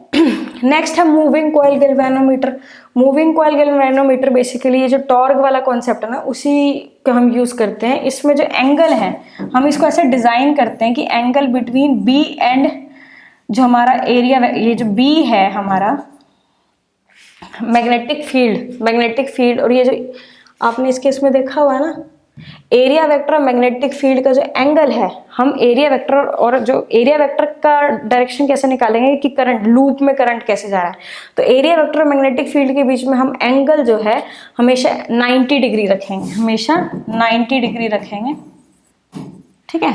एंगल आप ऐसे डिजाइन करते हैं कि एरिया वेक्टर और मैग्नेटिक फील्ड के बीच में एंगल 90 डिग्री रखेंगे सच दैट साइन 90 हमेशा 1 हो जाएगा। ठीक है। तो मूविंग कॉइल गैल्वेनोमीटर में ऐसे डिजाइन करा जाता है, मतलब लूप्स ऐसे डिजाइन करे जाते हैं कि हमेशा ये एंगल 90 रहता है। तो ये हमारी क्या हो जाती है, उस केस में टॉर्क हो जाती है। और जैसे आपने कॉइल लगा दी, ठीक है, कॉइल लगा दी, उस पर टॉर्क लग रही है तो वो ऐसे मूव कर गया, मतलब आपको पता ही है ना, किसी वजह से आप एमीटर बनाते हैं गैल्वेनोमीटर से, ऐसे कॉइल मूव करती है। ठीक है। जैसे आपने एक वायर लगा दी वैसे मूव कर रही है ना, ऐसे मूव करते फिर वापस, मान लो करंट आया गैल्वेनोमीटर में तो ऐसे डिफ्लेक्शन होती है वापस आ जाता है। तो होता क्या एक्चुअली अंदर उसका क्या है कि जैसे एक लूप है, ये लूप है ना, ये ऐसे मूव कर रहा है, ऐसे मूव कर रहा है, टॉर्क लगी, इसने लूप ने ऐसे मूव करने लग दी, लेकिन आपने कुछ ऐसा डिवाइस लगा रखा है ऐसा रीस्टोरिंग, जो रीस्टोर करेगा, जो उसको अपनी उस पोजीशन पे वापस लाने की कोशिश करेगा। तो बेसिकली हमारा आपको प्रिंसिपल पता होना चाहिए कि मूविंग कॉइल गैल्वेनोमीटर वर्क किस पे करता है। कि एक्चुअली बेसिकली आपने क्या करा, बहुत सारी एक कॉइल बनाई, उसकी उस पर काफी सारी टर्न्स लगाई और उसको आप मैग्नेटिक फील्ड में ऐसे डिजाइन करते कि एरिया वेक्टर और ये एरिया वेक्टर और बी, मतलब इन दोनों का एंगल ऐसा रहता है। ठीक है। कि मतलब हमेशा ये वाली जो चीज है वो 90 डिग्री रहे और ये वाली चीज 90 रहेगी तो ये हमारा टॉर्क हो जाएगा। और इसको आप, और काफी स्ट्रॉन्ग मैग्नेटिक फील्ड लगाई जाती है जिसकी वजह से ये बेसिकली आप इसको ऐसे करंट लगाया तो डिफ्लेक्शन होगी, और जैसे आप करंट हटा लोगे तो डिफ्लेक्शन वापस आ जाएगी। मतलब हमारी जो कॉइल है आप देखते हो कि ऐसे ये आपने करंट लगाया तो इतनी डिफ्लेक्शन होगी, मतलब अगर करंट ज्यादा हो गया तो डिफ्लेक्शन भी ज्यादा हो जाती है। तो ऐसे आपने डिफ्लेक्शन ज्यादा हुई फिर वो आपने करंट हटाया तो वो वापस आ जाती है। तो बेसिकली करंट से एक डिफ्लेक्शन होती है, तो हमें वो डिफ्लेक्शन से आइडिया लगता है। बेसिकली इसको जब आप सॉल्व करेंगे तो थीटा आएगा कि कितना थीटा मूव करता है। तो theta is directly proportional to current होता है कि जो जितना मूव करता है ना, वो कितना एंगल मूव करता है वो करंट पे डिपेंड करता है। और यही प्रिंसिपल है गैल्वेनोमीटर में होता क्या कि हमारा जो थीटा है डायरेक्टली प्रोपोर्शनल टू करंट है। ठीक है। जहाँ पे बेसिकली रिस्टोरिंग टॉर्क, इसको आप ऐसे भी लिख सकते हैं सी इंटू थीटा। ठीक है ना, सी इंटू थीटा कि भाई सम कांस्टेंट इंटू थीटा कि कितने एंगल पे बेसिकली थीटा पे डिपेंड करता है। रिस्टोरिंग टॉर्क कितना मूव करके उस पर डिपेंड करता है, वापस कितने उस पर आएगी। और इधर से आप कंबाइन, इधर से एक्चुअली आप इसको थोड़ा करेक्ट कर लीजिए, इसको हम के इंटू थीटा लिख देते हैं, के इंटू थीटा लिख देते हैं। K into theta is equal to n b i a. तो इधर से आ गया हमारा theta is directly proportional to i. ठीक है। तो बेसिकली कितना वो मूव करता है, डिफ्लेक्शन कितनी हो रही है, वो हमारी करंट पे डिपेंड करती है। इधर आप करेक्ट कर लीजिए, यहाँ थीटा आएगा। ठीक है। इस के को हम गैल्वेनोमीटर कांस्टेंट कहते हैं। नेक्स्ट क्या है, गैल्वेनोमीटर। अब यही जो गैल्वेनोमीटर है, अब एम मीटर एक्चुअली जो है, इसी एम मीटर का काम क्या है, एम मीटर को आप सीरीज में लगाते हैं और वोल्ट मीटर को आप किस में लगाते हैं, पैरेलल में। तो एम मीटर को भी हम गैल्वेनोमीटर से बनाते हैं, वोल्ट मीटर को। बेसिकली गैल्वेनोमीटर क्या है, गैल्वेनोमीटर के अंदर कम करंट पास करा जाता है। गैल्वेनोमीटर जल जाएगा अगर आप उसमें ज्यादा करंट पास कर देंगे तो वो जल जाएगा। तो अगर मुझे ज्यादा हाई करंट्स मेजर करने हैं तो मुझे एम मीटर यूज करना पड़ता है। ओके। तो गैल्वेनोमीटर जो है उसके अंदर कम करंट लगाएगा, फिर हम उसको एम मीटर में कन्वर्ट करेंगे अगर हमें ज्यादा करंट मेजर करना है। ओके। तो गैल्वेनोमीटर बेसिकली यूज करते हैं डिटेक्शन ऑफ करंट के लिए, कि अगर मुझे डिटेक्ट करना है कि भाई करंट फ्लो कर रहा है कि नहीं। एम मीटर का है यूसेज है कि कितना करंट फ्लो कर रहा है वो एम मीटर के थ्रू पता करेंगे हम। So galvanometer can not be used as ammeter to measure the value of current. Reasons क्या है, गैल्वेनोमीटर एक सेंसिटिव डिवाइस होता है, full scale deflection for a current, अगर मैंने मतलब उसकी फुल स्केल डिफ्लेक्शन हो जाती है, अगर मैंने सिर्फ एक माइक्रो एम्पियर का भी करंट पास करा तो उसमें फुल स्केल डिफ्लेक्शन मिल जाती है, तो मैं उसको ज्यादा करंट मेजर कर ही नहीं सकती। For measuring current the galvanometer has to be connected in series and it has a as it has a large resistance this will change the value। अगर क्योंकि हमारे गैल्वेनोमीटर का लार्ज रेजिस्टेंस होता है और मैंने अगर इसको सीरीज में लगा दिया तो लार्ज रेजिस्टेंस की वजह से पूरे सर्किट में जो फ्लो है वो करंट कम हो जाएगा, जो कि नहीं चाहिए। हमें क्या चाहिए कि कम से कम जो भी करंट मेजर कर रहा है उसका कम से कम रेजिस्टेंस हो, ताकि जितना करंट एक्चुअली सर्किट में फ्लो करना चाहिए उतना ही फ्लो करे। ठीक है, सर्किट में अगर हाई रेजिस्टेंस डिवाइस लगा दोगे तो मान लो इस रेजिस्टर में मुझे वो करना है, इस रेजिस्टर में करंट मेजर करना है और मैंने एक हाई रेजिस्टेंस साथ में लगा दिया, इस हाई रेजिस्टेंस की वजह से इस सर्किट में करंट जाएगा ही नहीं, तो करंट एक्चुअली कितना होना चाहिए इस रेजिस्टेंस में वो अगर मैंने बैटरी लगाई थी वो अच्छे से मेजर नहीं कर पाएंगे। तो एक्चुअली क्या करेंगे, हम क्या चाहेंगे कि ये जो डिवाइस मैं यहाँ पे लगाऊं, जो मेजरिंग डिवाइस है उसका रेजिस्टेंस क्या होना चाहिए, कम होना चाहिए, रेजिस्टेंस लेस होना चाहिए, ताकि इसका ऑलमोस्ट जीरो रेजिस्टेंस होना चाहिए, ताकि जितना करंट फ्लो करना चाहिए उतना ही करे और एक्यूरेट मेजरमेंट्स हो। तो आपको इधर से ही पता चल गया कि एमीटर एक लो रेजिस्टेंस डिवाइस होना चाहिए, क्योंकि हम सीरीज में लगाते हैं उसको। तो लो रेजिस्टेंस डिवाइस करने के लिए ये गैल्वेनोमीटर है, ये है रेजिस्टेंस ऑफ गैल्वेनोमीटर। इसके पैरेलल में मैं इसको बोलते हैं शंट रजिस्टर। इसके पैरेलल में एक रेजिस्टर लगा दूंगी, ठीक है, गैल्वेनोमीटर के पैरेलल में एक रेजिस्टेंस लगा दूंगी और ये जो रेजिस्टेंस है बहुत कम होगा, ये बहुत कम होगा। ये इसलिए कम लेते हैं क्योंकि हमें पता है कि जब आप पैरेलल लेते हो, पैरेलल में जो इफेक्टिव रेजिस्टेंस होता है ना, इफेक्टिव रेजिस्टेंस वो जो स्मॉलेस्ट वैल्यू होता है ना R1 और R2 में जो स्मॉल वैल्यू होगी उससे भी कम आएगा। तो शंट रेजिस्टेंस अगर मैंने कम रख दिया तो इफेक्टिव रेजिस्टेंस उससे भी कम आएगा। ठीक है, तो इसलिए हम शंट रेजिस्टेंस को इसलिए आप कम से कम रखते हैं। तो एमीटर की वर्किंग में एक शंट रेजिस्टेंस लगाया जाता है, मतलब गैल्वेनोमीटर के पैरेलल में एक स्मॉल रेजिस्टेंस लगा दिया। ठीक है, to overcome this difficulty attached small resistance are called shunt resistance in parallel. ठीक है, ये हमारा वो हो गया। तो बेसिकली इससे आपको ये इफेक्टिव रेजिस्टेंस का फॉर्मूला हो गया RG into RS divide by RG plus RS। ये स्मॉल वैल्यू है काफी। ठीक है, इसकी ऑलमोस्ट वैल्यू जो है RS की इक्वल आ जाएगी। मतलब एक्चुअली होगा क्या, जो शंट रेजिस्टेंस उससे भी कम आएगा हमारा रेजिस्टेंस और हमारा काम बन जाएगा। बेसिकली जो हमें स्मॉल रेजिस्टेंस मेजरिंग डिवाइस चाहिए वो हमें मिल जाएगा। तो एमीटर आप ऐसे बनाते हो। Current sensitivity of a formula, मतलब करंट सेंसिटिव गैल्वेनोमीटर का फॉर्मूला क्या होता है, this is the value NAB by K। ठीक है, ये थीटा बाय I करके आप निकाल सकते हो, राइट। नेक्स्ट है गैल्वेनोमीटर एज वोल्टमीटर। अब वोल्टमीटर क्या करता है, वोल्टेज मेजर करता है। तो अगर आपने ये करा और एक बैटरी लगाई तो मुझे वोल्ट मीटर मतलब कुछ भी मेजर करना है तो मुझे इसके पैरेलल में लगाना पड़ेगा, इस रेजिस्टेंस के पैरेलल में लगाना पड़ेगा ना, अगर मुझे वोल्टेज मेजर करनी है। तो मैं क्या करूंगी, अगर मैंने इसको स्मॉल रेजिस्टेंस बना दिया, स्मॉल रेजिस्टेंस की वजह से सारा का सारा करंट इसमें ड्रॉ हो जाएगा, इसमें करंट ड्रॉ ही नहीं होगा, तो मैं वोल्टेज कैसे मेजर करूंगी। तो एक्चुअली क्या होगा, हम इसको कर देंगे हाई रेजिस्टेंस डिवाइस बनाते हैं ताकि इसमें करंट जीरो हो जाए। इसमें करंट नहीं जाएगा, सारा का सारा करंट इसमें जाएगा, तो हम एक्यूरेट मेजरमेंट ऑफ वोल्टेज कर सकते हैं। इसलिए वोल्ट मीटर जो है एक हाई रेजिस्टेंस डिवाइस होता है। हाई रेजिस्टेंस कैसे आपने गैल्वेनोमीटर लिया, गैल्वेनोमीटर के सीरीज में आपने क्या करा, एक हाई रेजिस्टेंस लगा दिया। हाई रेजिस्टेंस लगाने से, क्योंकि सीरीज में रेजिस्टेंस ऐड होते हैं तो हाई रेजिस्टेंस से भी ज्यादा, जितना भी हाई रेजिस्टेंस होगा इफेक्टिव रेजिस्टेंस उससे भी ज्यादा आएगा, तो मेरा काम बन जाएगा। ठीक है, to use galvanometer to find the potential difference, हम क्या चाहते हैं कि connected in parallel to that section, मतलब अगर वोल्ट मीटर बनाना है तो पैरेलल में लगाना पड़ेगा और ये वेरी स्मॉल करंट ड्रॉ करना चाहिए, अदरवाइज वोल्टेज मेजरमेंट डिस्टर्ब हो जाएंगे। तो इसलिए क्या करते हैं, usually like to keep the disturbance below 1% to ensure this large resistance connected in series with the galvanometer. ठीक है, तो वोल्ट मीटर क्योंकि हम पैरेलल में लगाते हैं इसलिए गैल्वेनोमीटर के सीरीज में हाई रेजिस्टेंस लगा के वोल्ट मीटर बनाया जा सकता है। ये सर्किट हो गया वोल्ट मीटर का। ओके, इधर से आप ये जो हमारा वोल्टेज सेंसिटिविटी मेजर कर सकते हैं। ठीक है, उसमें हमने करंट सेंसिटिविटी मेजर करी थी, इसमें वोल्टेज सेंसिटिविटी ये बेसिकली कितने डिफ्लेक्शन इसका है डिफ्लेक्शन कितना एंगल पर यूनिट वोल्ट, ये हमारा फॉर्मूला होगा वोल्टेज सेंसिटिविटी का, ठीक है। तो करंट सेंसिटिविटी क्या डेफिनेशन होती है, it is defined as deflection produce per unit current through the galvanometer. Voltage sensitivity क्या हो जाएगी, deflection produced per unit voltage across the galvanometer. ये डेफिनेशंस हो गए। और जब आप वोल्ट मीटर और एम मीटर में लगाते हैं तो ये आप ऐसे वोल्ट मतलब वोल्टेज सेंसिटिविटी और करंट सेंसिटिविटी निकाल सकते हैं, ओके।